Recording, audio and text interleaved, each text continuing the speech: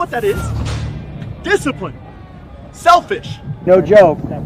We're legitimate. Fucking do that? Then do it. Do it 100%, because I'm trying to. We recognize that we are limitless. You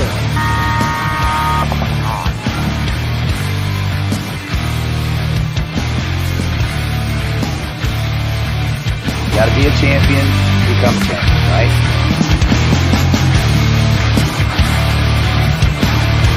Winning is a habit because we create habits that lead to good execution and success.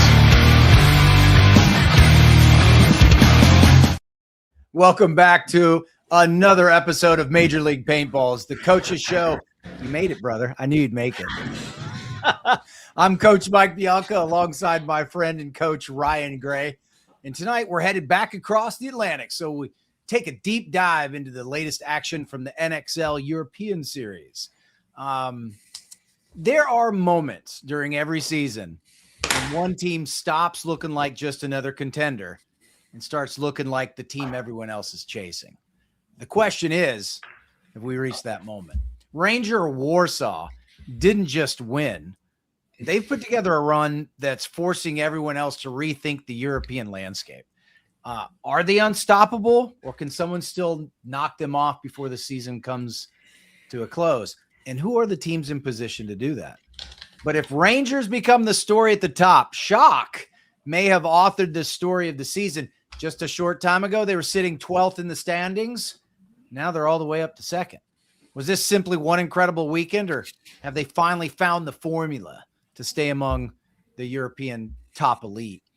We'll also talk tonight about Joy Division, who bounced back from a disappointing 13th place finish at the Czech Cup to earn a spot on the podium. What changed? Was it adjustments, confidence, or simply the resilience every championship caliber team has to possess? Speaking of consistency, ALA Warsaw just keeps putting themselves in the conversation. They may not always make the biggest headline, but they continue to stack quality finishes. Is consistency enough to catch Ranger? Or has Ranger already created too much separation? I don't know. We'll talk about it. Speaking of consistency, LTF takes 2 back-to-back fourth-place finishes. They keep making the semis, but they can't seal the deal.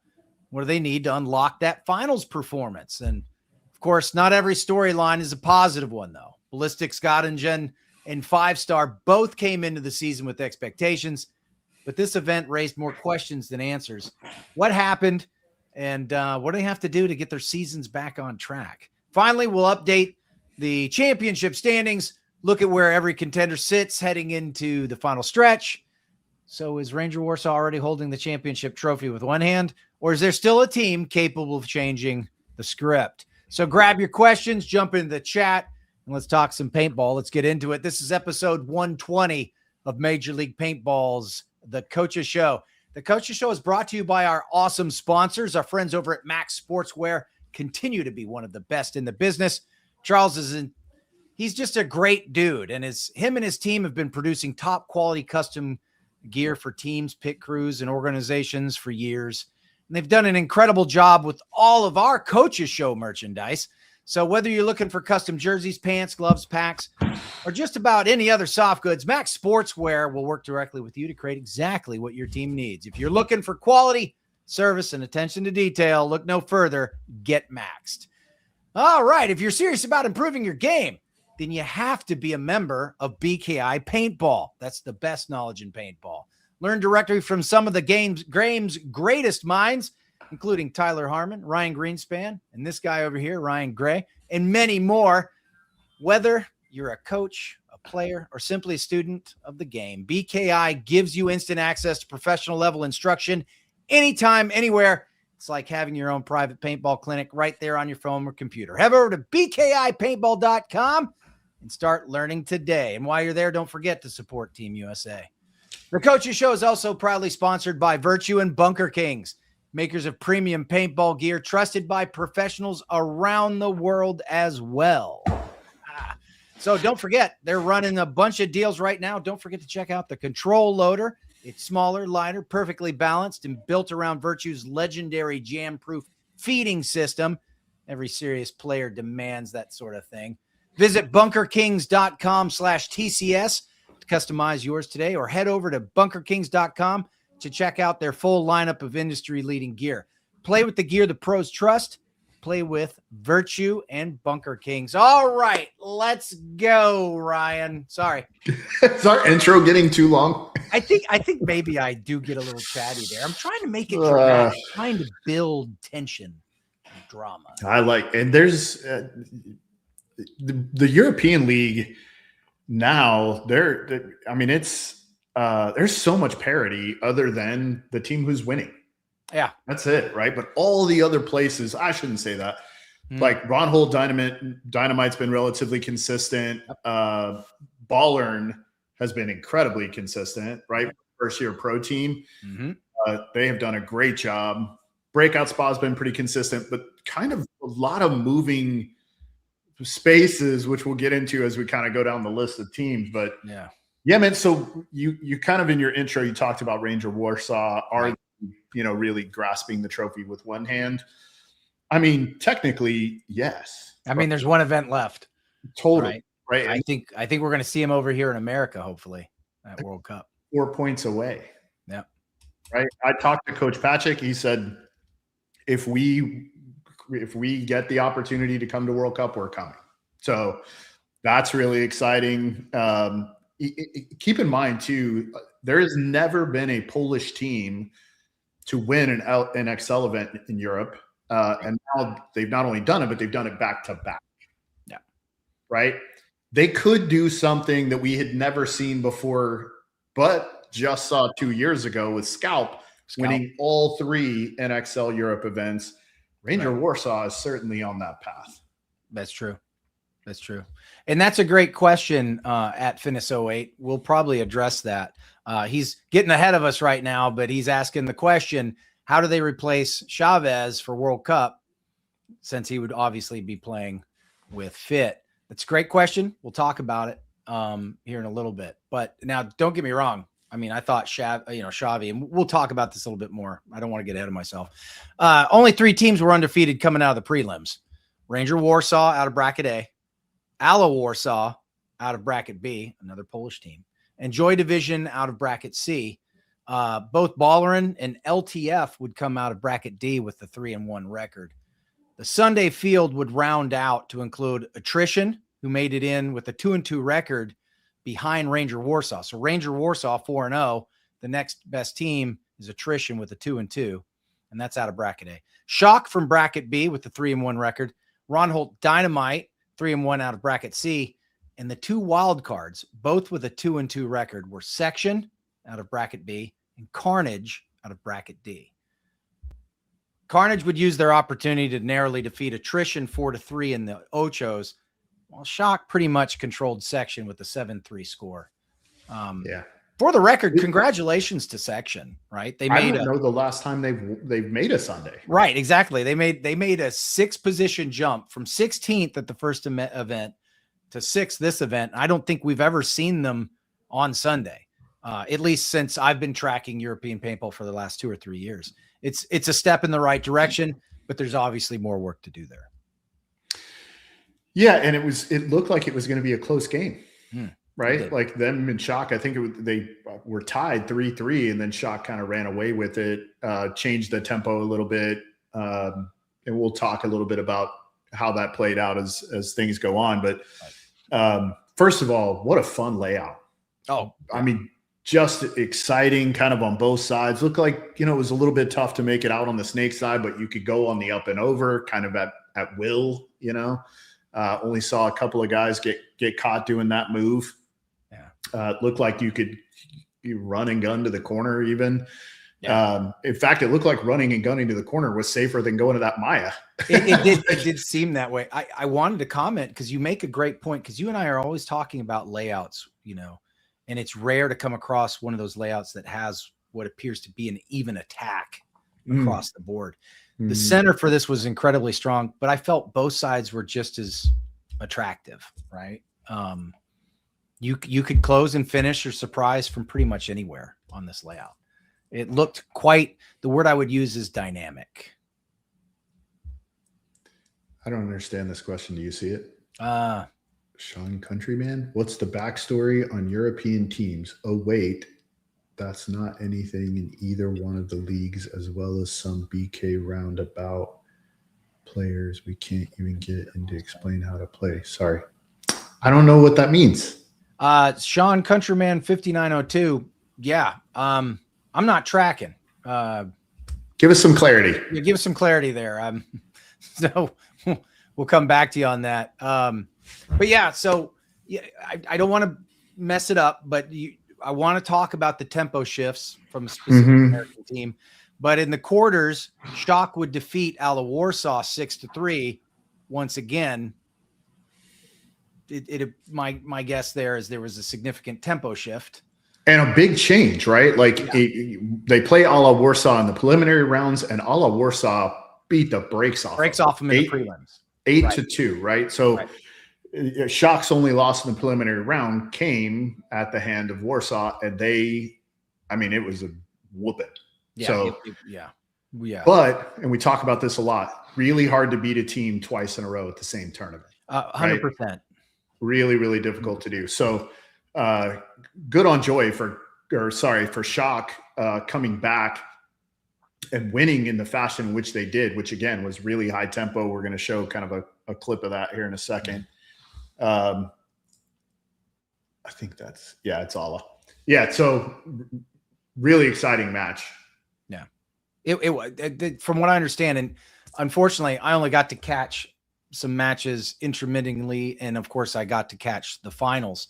I did want to ask, and I want to go back and understand this, because Ranger Warsaw would see their lowest scoring game of the event, probably the lowest scoring of the entire event, when they defeated Carnage 2-1. What's the story there? I didn't get to catch that one. I mean, Carnage traditionally plays an incredibly slow style of paintball. Very, very slow. And I'll tell you, like, that is what made the difference in that match, is that, like, if Sushi would have followed Clarenbow a few times in the Snake, 2 other times in the Snake earlier, I think they win those points, and that game's, now flipped the other direction. But they really hunker down in the back spots for a long time, right? A long time. So they don't, they just traditionally play this incredibly slow style. Right. I got you. Yeah. I got it. Okay. Well, makes sense. Joy Division would send Ron Holt Dynamite home 5-3, and LTF would beat Ballerin 5-2. And that's all in the quarters, right? So Shock beats ALA Warsaw, Ranger beats Carnage, Joy Division beats Dynamite, LTF beats Ballerin, and that's your quarters. The semifinals would have Ranger take down LTF 6-2, while Shock would beat Joy Division 5-3, setting up the final match. So that's the event. And by the way, our friend Sean Countryman 5902 has come back and explained himself. So he's wanting to know why all the professional paintball teams don't have backstories, or why I assume Major League Paintball isn't doing backstories or little mini documentaries to explain where these teams are coming from and why. Great point. But they all do have backstories. Yeah, they all have backstories. I mean, LTF is. I would say that your top, 5 teams have had multiple backstory stories done on them, right? Any team that's been winning, right? And everyone loves a winner. However, your lower tier teams don't always get that attention.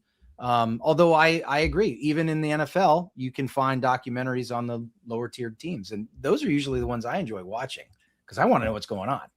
Like what's the attitude? What's the culture? What's everything like? But yeah, that's a great question.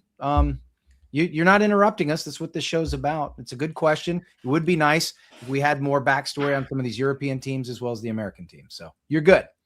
You're good. And many of these teams have been around for a very long time. Very long time. I mean, Ranger, Joy Division, LTF is Tauntaun,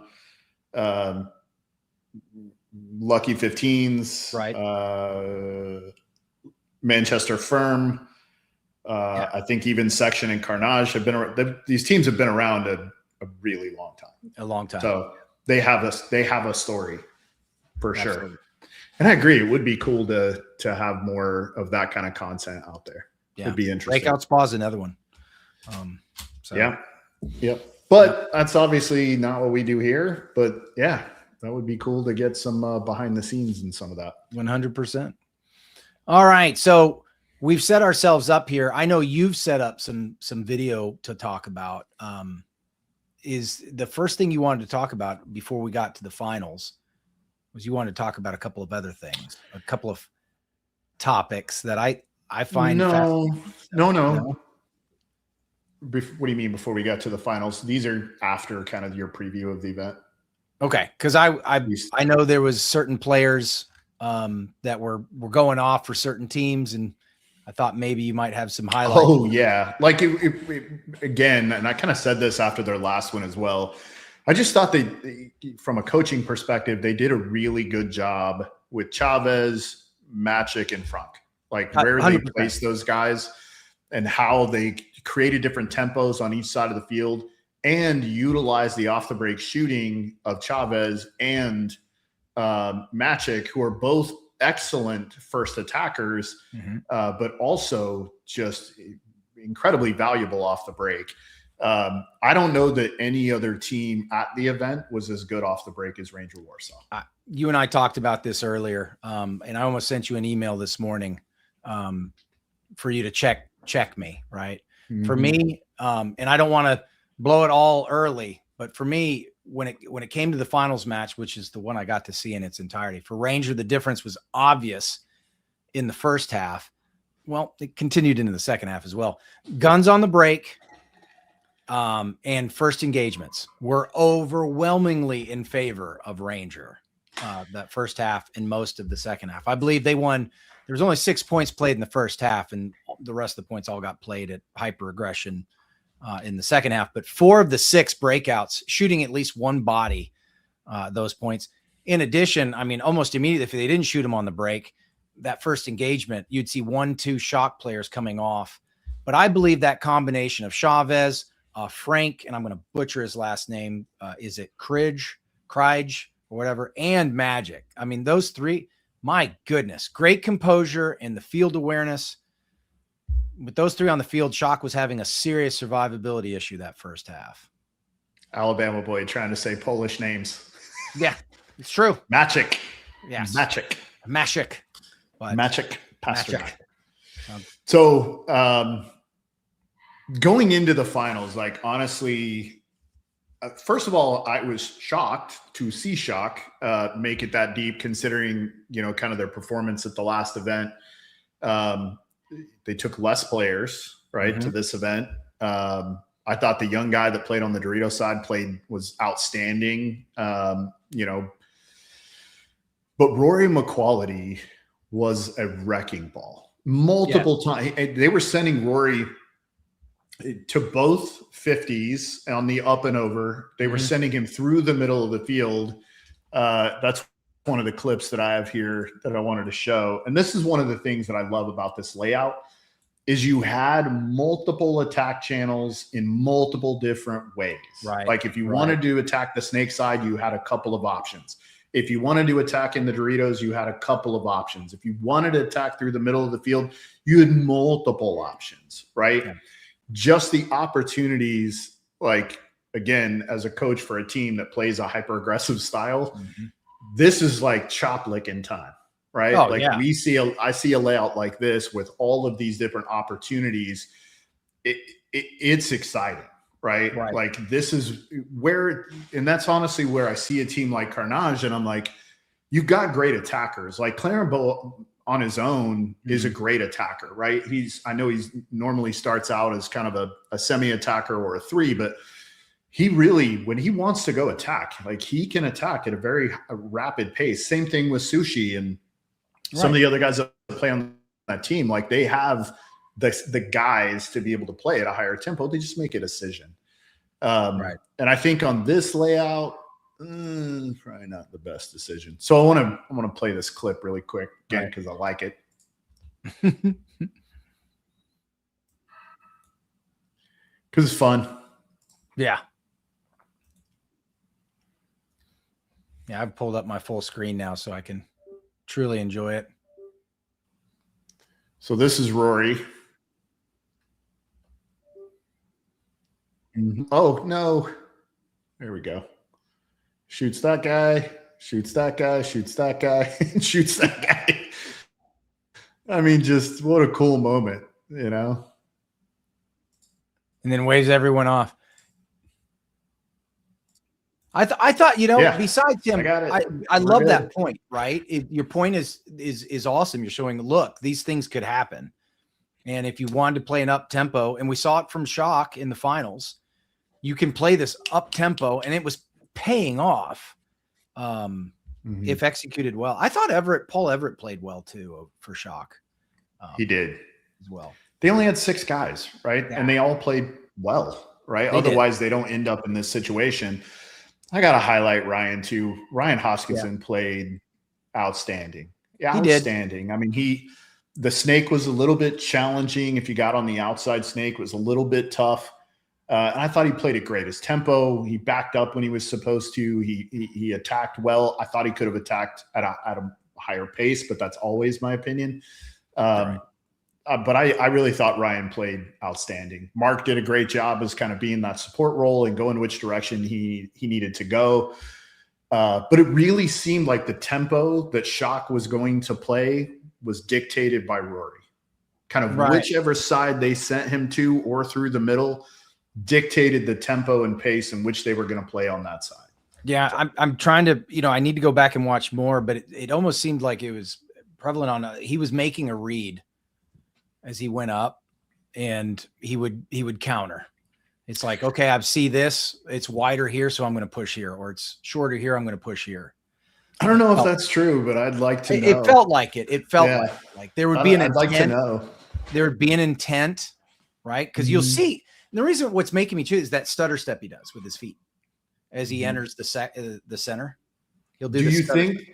Do you think the read is go to the weak side or go to the strong side? See, that's what I need to go back and look again and watch again, because there's something else I noticed about Shock, and you and I talked about this in the green room. I felt like anytime they thought that Ranger was going to double the home, they had a code for that. Yeah, but it didn't look like the twos or anyone was taking advantage of that. It didn't seem like it shifted guns to me. Right. It did. It did 1 point. It did 1 point. 1 point is like, they finally got that. That's what they were looking for. But I'm not sure it was based off the fact that that specific call was there. I don't know. I have to study it more. And like I said, look, I know Todd Adamson's a smart dude, and I know he's not yelling codes for any, just for his own enjoyment.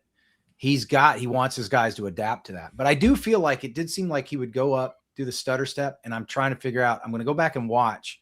I'm trying to figure out if he would sit there and say, okay, they went wide here, I'll match it. Or they went short here, I'll try and overpower it here with Hosky or something. I think it looks like he goes to the short side so that he can go to the outside of the clover and stop any movement out on that side.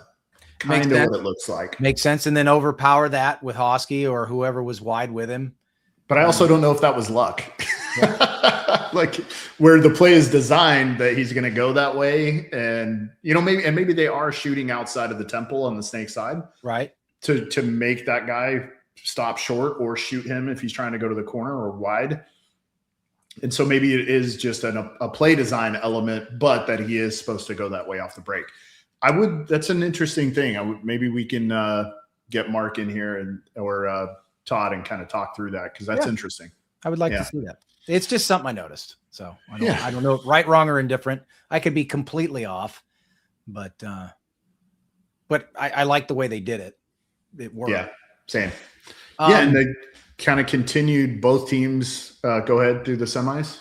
Yeah. So they did. Here's the thing. It's interesting. So we get into the semis, and I think the semifinals, like I said, Ranger takes down LTF 6-2, and Shock would beat Joy Division 5-3. Interesting. They both played 8 points. But anyway, I have to talk about, and I said I was going to say this to you. I was just, and right again, just for our audience, if you guys are interested in this sort of stuff, let me know. But I got to talk about a certain stat that came out of the finals, and I'd like to go back and look at it as a whole for both teams now. But Ranger Warsaw played a total of 64 points. That's an average of 9 points per match. Okay. But where it gets interesting is they won 47 of those 64 points. That's 73% of all points played were won by Ranger. That's incredible. Now, to put it into perspective, Shock, the second place team, played an incredible 81 points. Okay. All right. That's an average of 11 points played per match. They won 44 of them this event, meaning they won 54% of all points played. That's a significant gap. And it kind of played out that way in the finals a little bit. Matter of fact, I need to do some quick math. I wonder, what was the final score? It was 11-4? 11-6. 11-6. Wow. It was a better comeback than I thought. 11-6. So that's 17 points, right? So, wow. Divided by 17. Well, look at that. Ranger drops down to 68% of all points won played. So, but I was just curious. I thought if they were going to keep that pace of 70 some odd percent, right? And they were close. That's interesting. I like stats like that. I think if we were to do more stats like that with some of the matches and the events and the setups, it would kind of be fun to play and get that out there for the viewing public. So that's an interesting question. Did you see that? I think it gets, especially in Europe, things change so fast on Sunday, right? Yeah. Like where I feel like in America, it's a little bit, I don't want to say it's more likely that the teams you believe are going to win, but that's usually the way it works in America. Of course, we just had a team who kind of disproved that, right? Yeah. We just had Seattle Uprising, who's had a challenge kind of losing that first game on Sunday, make it all the way to the final match. And honestly, probably should have won the final match, just too many mistakes late. But again, in Europe, there's so much variance between where the players where the teams are finishing. I apologize. My daughter just got a puppy and he just came in and is biting my leg. What kind of puppy? So here it's you got to do it. You got to put it on the camera. Oh, hello. Yeah, this little guy. What's this guy's name? This is Barney. Hey, Barney. Yeah, he's like black lab, poodle, something. He's gonna chew on some furniture. He's chewing on everything right now. Yeah, literally everything. So anyway, my point was that I feel like teams in Europe could make it like if they make it to Sunday, especially this season, it seems like other than Ranger Warsaw probably winning the tournament because that's what they've done over the last two events, like that second, third, fifth, sixth position could be any of those teams, right? Like we've had so much variance. It's first of all, it's awesome, right? That we get to talk about it in the way that we do. Let's go through the teams really quick. Let's start. We've kind of talked through Ranger Warsaw a little bit. So they've gone first and first. I mean, the question is, are they just simply the best team in Europe right now? The answer is yes.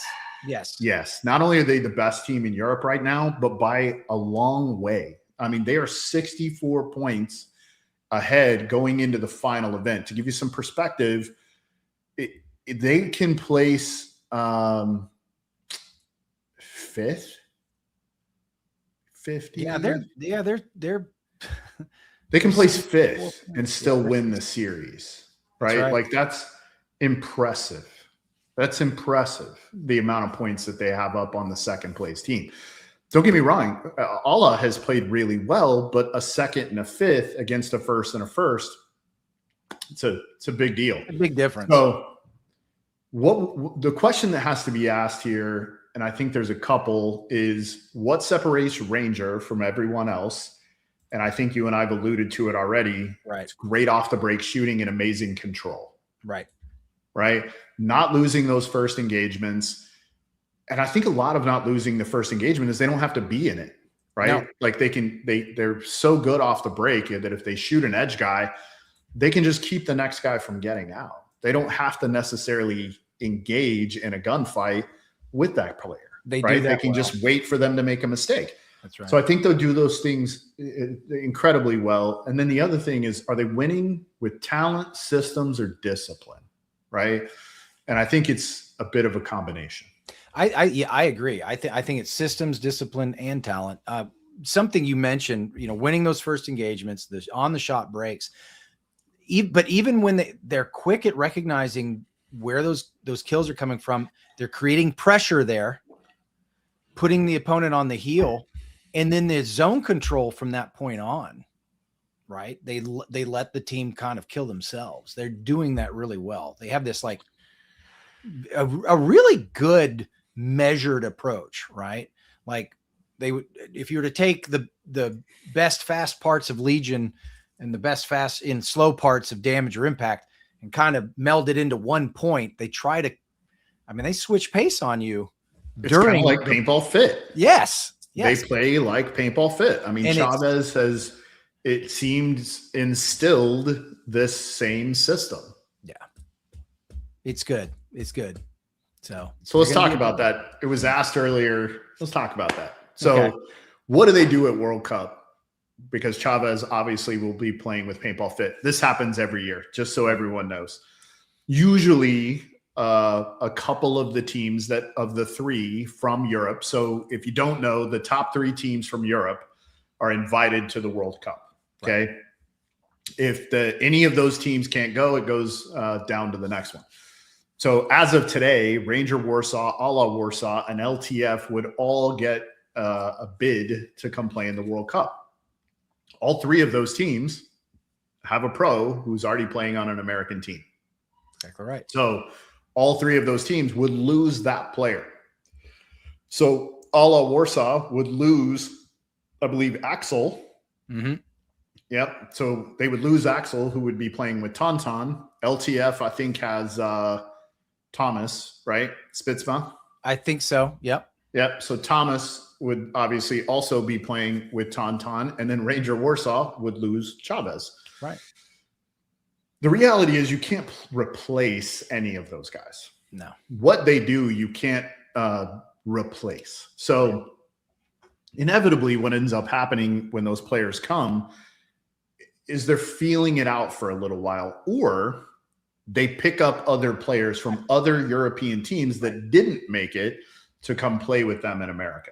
Which is also can be a repair. It's not a fix. You cannot replace Jonathan Chavez. No, you can't, right? Like there's two players in the league that you could probably replace him with, Chris Shear and Jacob.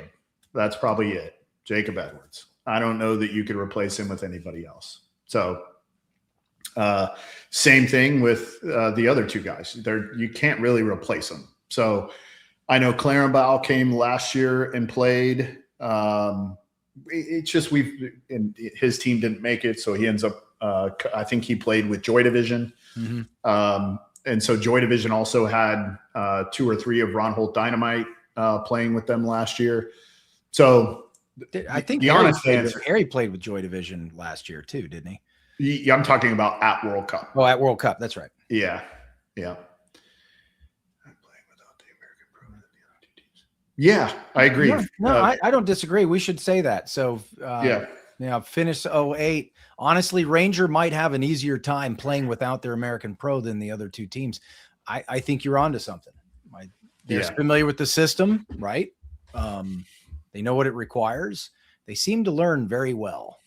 And they what we don't know, though, that creates a real problem is how much is Chavez involved in the game planning, because those are the things that, like, when an American pro goes over a lot of times and plays with these teams, they kind of take over the system. That's right. True. And then when those players then lose that stud, you don't just lose the player, you're losing all of the other things that they do in the locker room and the planning process and preparation for the event. You lose all of those things. So I don't know that I do kind of agree with you. I do think Ranger is deeper than those other teams. Yeah. It's a lot of the guys that played on Verst. Now that they have Magic back, in fact, I think 5 of them played with Verst 2 years ago, and that was a really good team. So it's possible. It's possible. But also the tournament, the season's not over, right? They have one more event to play in Paris in September. So, but again, Ranger Warsaw more than likely is going to win the series. Even if they don't win the series, they're definitely not going to fall far enough to where they're not getting below it in third place. Yeah.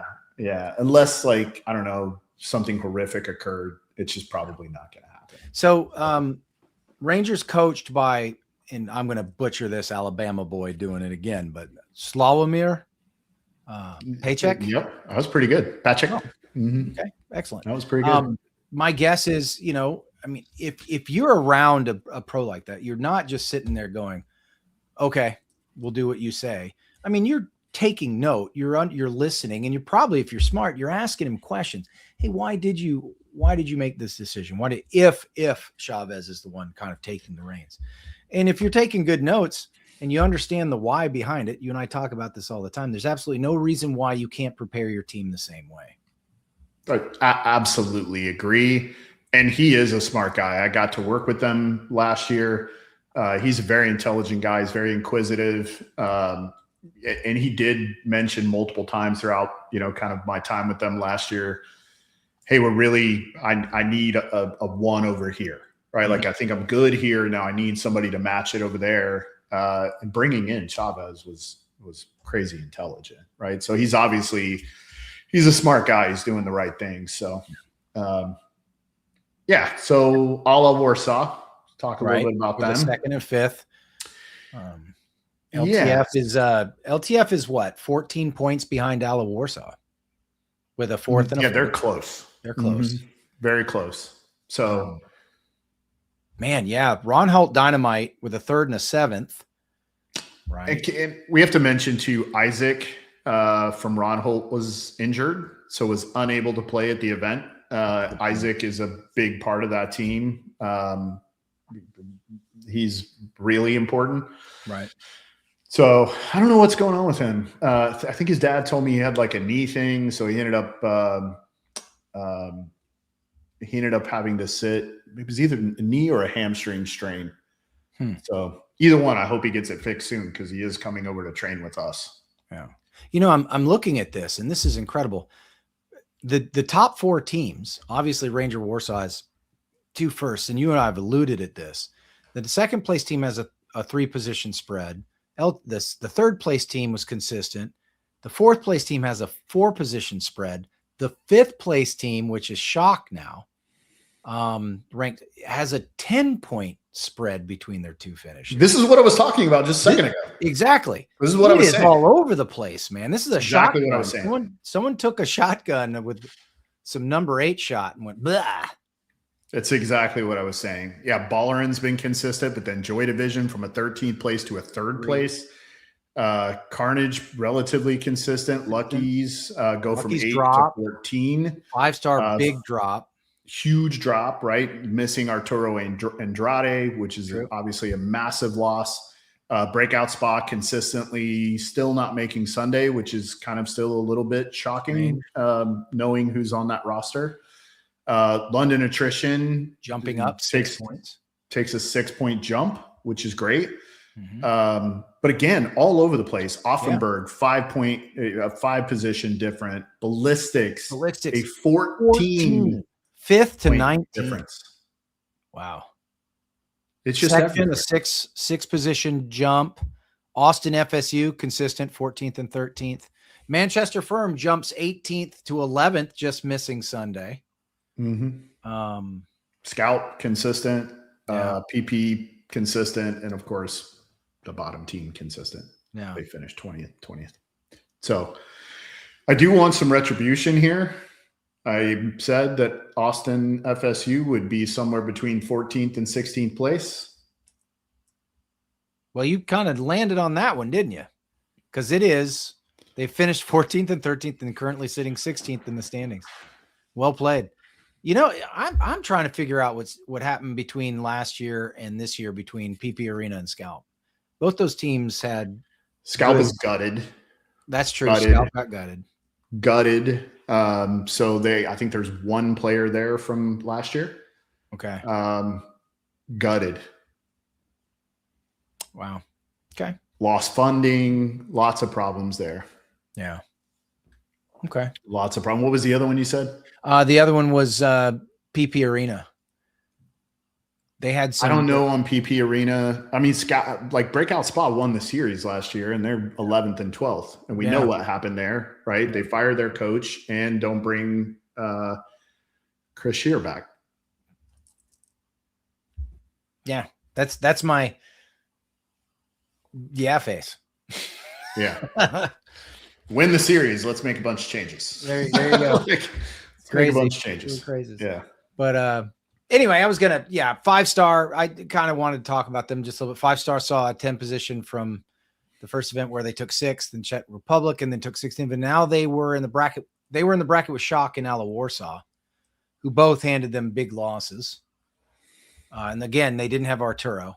Ballistics had an even greater fall, like we just talked about. They didn't win a match this event. Interesting. We'll have to figure out what went on there. By the way, I do want to send a big shout out to a friend of mine from the WNXL over there. Shout out to my friend Daniel Figuera, who coaches Dracania. I coached and played with Daniel back in the Prime days. As a matter of fact, he and I actually won World Cup 3-man this past World Cup together. He lives in Norway now, good old Alabama boy. And he coaches Draconia, like I said. So congratulations to Daniel and his crew. Keep that up. Keep that up. So well done. Well earned. Want to throw that out real quick before I forgot. So, oh man. What do you think with Ballistics? Like, I mean, that's got to be the biggest collapse we've seen in a really long time. The roster looks similar. Yeah, So I was just looking at the roster. Bad draw, bad prep. You know, what do you think's going on there? Well, okay, so this is a team that is, from what I understand, struggles, right, to get good practice partners, to have good prep. Now, every European team, from what I understand, has the layout 4 weeks out. So, you know, I had a theory on this, and now I don't. Do you think they're just not able to get some good quality practices in this event? I mean, they should be able to play Ballern. Ballern did great. Yeah, that's true. Let's look at their draw. They had Joy Division, Dynamite, Firm, and coming at you. It's kind of a tough bracket. I mean, definitely Joy Division and Dynamite, but yeah, Manchester was 6-0'd them, and Manchester, that was their only win. They went 1-3, I believe. No, Firm went 2-2. Okay, so then was it Offenbach? Offenberg. Yep. Yeah. It might be Offenbach, actually. Yeah. Shoot. Well, I didn't know Johnny Lukau coached them. Did you know that? And Scott Stewart's playing with him. I didn't know that. Well. We might have to have them on the show to talk about it. Yeah, so kind of looking at the landscape for the next event, I'm going to give you some buy sells. Okay. All right. Ranger wins the championship. Buy or sell? Oh, I'm buying that. Okay. Shock makes another final. Buy or sell? Hold. No hold. Buy or sell? You know, I think they've tasted it. I think they're going to look back at this and recognize, I'm going to buy. Okay. Joy Division medals again. Oof, that's a good question. Yeah. Yeah, I'm going to buy. I'd buy that one too. You know Yeah. why? Because they can play outdoors right now. See, that's where I'm going. And first I thought maybe that was the problem because of the heat wave over in Europe right now, but that was my theory that I was going with. But yes. So yeah, I'd say yeah, they do. Okay. LTF wins the last event, buy or sell. Ooh. I'm not going to buy it, but I would sell, but I certainly think that's a capability. I mean, it's possible. I talked about that in the intro. I was like, man, what do they got to do to seal the deal? Cause they're looking good, through the prelims and the ochos. And it's just, or rather the quarters, 2 fourth places back to back. I think they're going to be in it. I think they're going to break the 4th place curse. Mm-hmm. But I can't put the money on that with the way Rangers playing, So ballistics rebounds, buy or sell. I gotta believe that. Yes, they will. You gotta buy, right? Like, gotta buy that. Incredibly smart, right? If it's second to last, there's no way they're going to do that again. I don't believe that. So I'm buying. So a new team wins the final event, buy or sell. Ooh.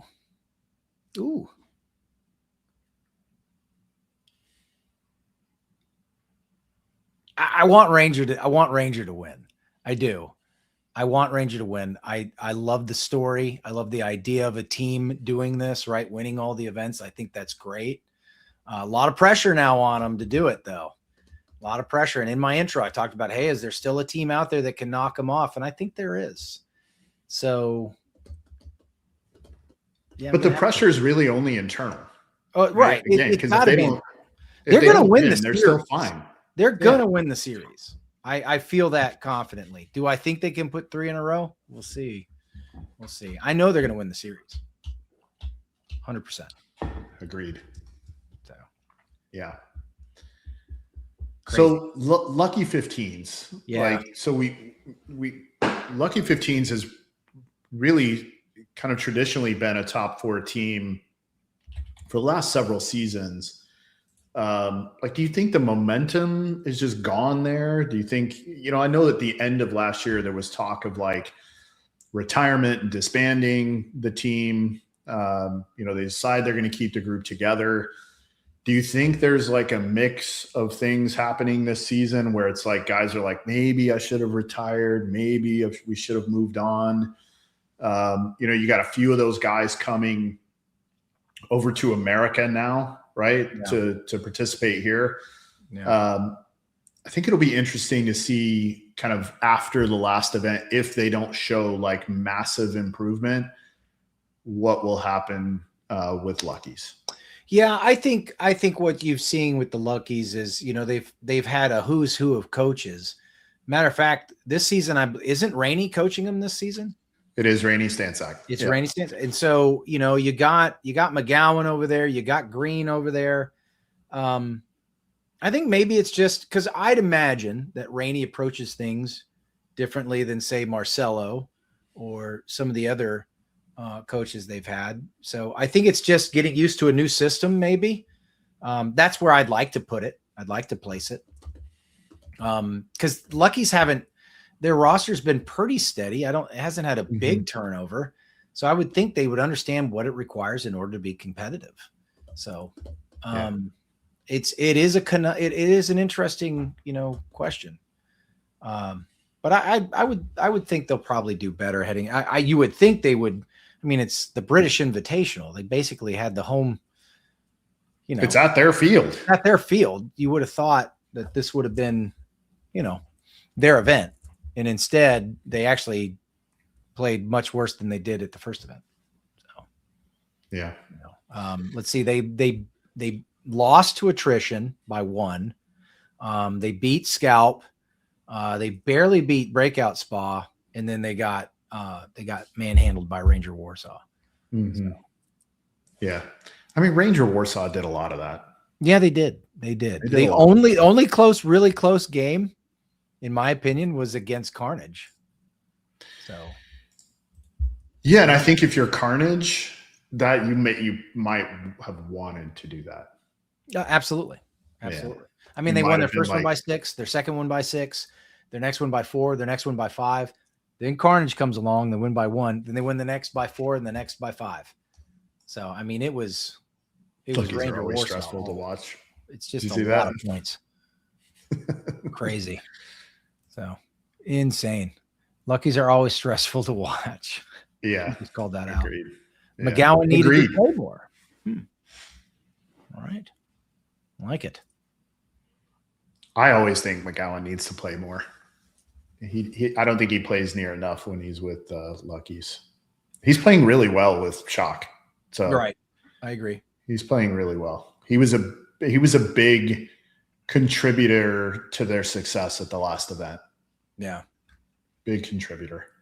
I did like those. We So- need to do more of those. We need to do that when we have all the guys on the show. We need to do these questions, buy or sell. I like that. You need to start adding that element to the show. Real quick before we get too far, I wanted to get back to this Ranger game and the Shock game. And we were talking about how Ranger was winning the break. They were winning first engagement. I'm not sure, you'd have to check me on this, but I'm pretty confident when Shock would win the break, which was rare, they couldn't convert. They couldn't convert it into a point. They'd either give a body back, sometimes two, and then penalties were an issue for Shock as well. I think after point 9 was played, Ranger was up 8-1, and with just over 8 minutes to play, meaning Shock needed 7 points to tie, and they'd have, I think, something like 1:02 to do it per point, right? Yeah. And then you turn around, like no joke. So that's with 8 minutes left, right? You turn around, and then I think when it was 11-1 with 5 minutes left, that's a 30-second pace per point in order just to tie. That's what kind of uphill battle they had coming into this. But I have to say, Shock looked badass in those last 5 minutes. I mean, where was that? Where was that tempo? Where was that? I mean, they just imposed their will. That's the only way to say it. Pressure. It was like the biggest difference that I saw between the first part of the match and the last part of the match is when Shock, they stopped trying to play peekaboo paintball and started playing pressure. And they dominated space. They made sure that like if you go watch those points, you have multiple guys up on their feet, moving in space with their guns, not trying to play it safe, right? And it looked like in the first half of the match, they were really trying to play a very safe style of paintball. Right. When they kind of let loose, like I think Shock really likes to play and should play, they really showed a lot of success. It's kind of like the run through I showed you with Rory, and he did that multiple times, not only through the middle, but down edges. And, the young guy that's playing with him, and I'm so sorry, I forget his name. He played outstanding, had multiple run throughs.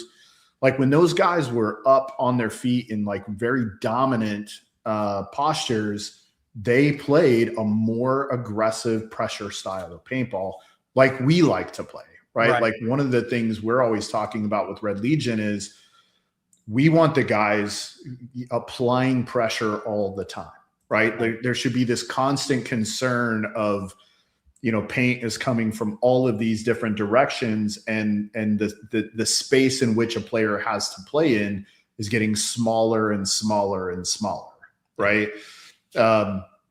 And I really felt like Castman, by the way, is the young player that you're trying to think of. Yes, Aiden. He was really, really good. And I've been watching him for 3 years. He's a talented young guy. So it was really exciting, right? Yeah, thank you. Sick to see Rory playing against he is an OG Texas Storm guy. I know. I was there. I was there. Yeah, Rory played with us for a little while. Great dude too. Really excited to see him back playing. But what, in my opinion, like that tempo and change should have been they should have done that in the first half, right? Like point 2 or 3. Yeah, right. Like when we realized like early, we need to make a very like not little change. Like let's make a big change. Let's really get up tempo intelligently, right? Like where we're taking the middle of the field, drawing guns in. Now we're getting wide. Now we're pulling inside guns outside, and edge guns have to stay on the cross. Where now there's more opportunity through the middle of the field to catch mistakes, right? Yeah. I would say, though, I mean, think about that. You're getting picked apart on the break. Like those first 2 or 3 points, they weren't just losing one body, they were losing 2, right? And all of a sudden, so you're Todd Adamson and you're seeing this come in. It's not natural for a coach to sit there and say, okay, we're getting picked apart on the break. Let's go bigger. Right. Yeah. So we go bigger, like to the middle. I hear you. I hear you 100%, but I can understand where that can be kind of like, well, you know, prevailing wind is, well, I don't want to go bigger or fight behind my gun per se. Mm-hmm. But once they started doing that it unlocked it. It just unlocked it. And they scored 5 points back to back and they had like a 40-something second pace at that point. Yeah. It was impressive. Yeah. And it's tough, but you and I both know, like, you can't play at that. I mean, geez, you guys just did it to us. You can't play at that tempo down, because in order to play that tempo, you have to be comfortable to lose points. Right. You have to be okay losing some points. It's going to happen. Right. Mm-hmm. So when you're waiting so long to do it because you're afraid to lose points, and then you go up tempo again, now the probability is that's great. You win 5, but you're probably going to lose a couple, right? So you've got to have a balance where it's like, we know if we play at this tempo, we can win 5 in a row, but we also got to be okay with losing 2, right? Yep. When you're down 7, 8 points, 6 points, you can't do that. No, you can't. No, I agree. And I think it was interesting because, and maybe I didn't notice it. Maybe Todd did try that up tempo after the 5th or 6th lost point. Mm-hmm. And we just didn't recognize it because they were getting shot on the break. Yeah. Awesome. I do need to go back and rewatch it and try and understand that. But it's great. Yeah, the adjustment in the second half, you know, at around the 6-minute mark was impressive, because I think it was around 5 minutes when they turned around and just started rattling them off. But yeah, it just seemed like it was all Ranger. I mean, they were literally, it almost felt like, and this is going to sound terrible, but it almost felt like, you know, this is a father picking up their toddler and spanking him. And then, you know, all of a sudden Shock turns into a teenager who's 18 years old and has got 40 pounds on dad and starts throwing some rights, you know? Yeah. So we watched the teenage years there in the last 5 minutes. So let's talk about the brackets going into the final event. Cause I think they're I haven't even looked at them yet. Yeah. This event was like a week ago, right? Cause we were on vacation. Right. So we're a week behind. So, all right, pulling it up. I've got the brackets open now. I can see them. Yeah, well, look at that. It's a rematch. Look at bracket A. Can you pull that up on the screen, or? I can. Okay. Because if I could probably share it if I needed to, but it's a rematch in bracket A. In case you're wondering what we're talking about, bracket A consists of Ranger Warsaw and Shock and 5-star. Offenbach coming at you, and Outrage. Obviously the match to watch there is going to be Shock and Ranger. It will be interesting to see if the other 3 teams can put something together before this last event. I wonder if 5-star will have Arturo back, or if Offenbach will have someone said it in the comments. I think they said this was the first event Johnny was coaching. I believe Scott played with them the first event, though, regarding Offenbach. Okay. All right. Let's see what happens this next one. That'll be interesting. Bracket B, ALA Warsaw, Joy Division, Lucky 15s, Austin, FSU, and Scalp. That's a tough bracket right there. You never know what you're going to get with Luckies. Joy Division, right? ALA Warsaw. Woof. Yeah. Bracket C, LTF, Ballerin, Breakout Spa, Section in Manchester Firm. And then bracket D, Ron Holt Dynamite, Paris Camp Carnage, London Attrition, Ballistics Göttingen, and PP Arena Pilsen. Bracket A or bracket B are the two ones to watch, I think. Yeah. Bracket D could be gnarly. It could be. Because it Heck, totally you could have the depends on winner how of the long- event out of bracket C. It totally depends on how Ballistics and London Attrition show up. Bracket D could be gnarly. It could be 100%. It could be gnarly. But yeah, bracket A is, other than Outrage, who's just dragging 20th place down with both hands. Right. I'm gonna have to sit there and say, I mean, you gotta pick the top two out of each bracket right now. At least in bracket A, Shock and Warsaw would be the favored. Warsaw and Joy Division would be the favored. Of course, Luckies could show up. You never know. LTF, Ballerin. You don't know what you're going to get with Breakout Spot or Section in that one. And then Ron Holt, Paris Camp Carnage, London Attrition did make a Sunday, and Ballistics, like you said. They could show. Yeah. It's going to be interesting. It's going to be an interesting one to watch. I have no clue. No clue. I'm happy I'm going to be there. Yeah, I know. I'm still mad about that. I still want to be there so bad. Ladies and gentlemen, I want to help coach Team USA. I can't get over there. Work won't let me. Even if I wasn't coaching Team USA, I want to be over there I'd run pods, man. I'd do whatever I could to help that team. Just to be a part of it, because it's such a cool event. I just love it there. It was such an experience. So it's interesting in semi-pro right now, 5-star 2 is winning the series, but 5-star 1 can barely field a team. Yeah, 5-star 2. Oh, well, they got Mazarek from Aftershock over there. Yep. Okay. Interesting. Yeah, you would think. Well, I'll keep my thoughts to myself on that one then. Yeah, I'm always concerned about Charlie, whether or not he's going to be able to make it another year. Yeah. You got to appreciate that team, though. I do. Yeah, they work hard. They do. They work hard. It's tough. They don't have anywhere to play in Spain. They have to travel all the time. So there it is. It's tough. Okay. Well, listen, that's all I've got on tonight's show. You got anything you want to add? Nope. Okay. Definitely not. Tired of looking at your stupid face. Yeah, it especially with this hair. I mean, you looking at this thing? It's like Johnny Bravo right now. You look great, man. You look great. Look healthy. Beard's looking good. Mine's all crazy right now. Yeah, I all trimmed stressed mine. out today, so I've been doing this. I trimmed mine today. Well, actually, I trimmed mine Saturday afternoon because I went to a wonderful event for my friend Mike McGowan.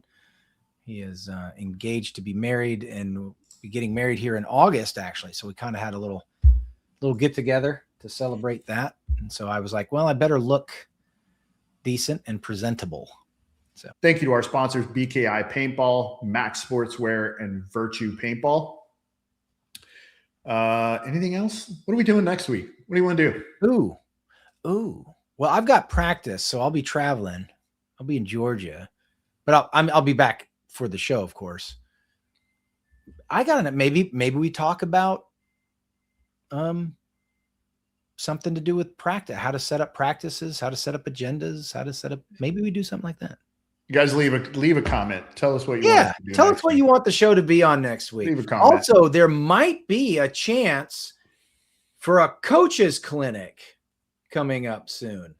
Not only a chance, we're doing a coaches clinic in Texas. We are doing one. There it is. I will have it put together by next week. You heard it here, ladies and gentlemen. The coaches, Yeah, we yeah, will. we were be just doing about it. to go, but we will answer your question. Get it. Yeah. Get it. Ask it. Ask it right now. Come on, bring it on. We'll answer it. Similar to paintball. Coaches Clinic coming in Dallas. I can't wait. Are we going to do level 1, level 2, level 3, or level 4? We are going to do it's a little bit of a combination because the game has changed since we did level 1. That's so a good we're point. we're probably going to do a level 1 prep. Okay. But we'll add a bunch of new elements of 2 and 3. Mhm. Yeah. Okay. Add a bunch of new elements. I like it. I'll start looking at our other. Right. I was clinics. waiting for this amazing question, but it's not coming. So we're going to go. So you guys have a great night. For Mike Bianca, I'm Ryan Gray. Be responsible.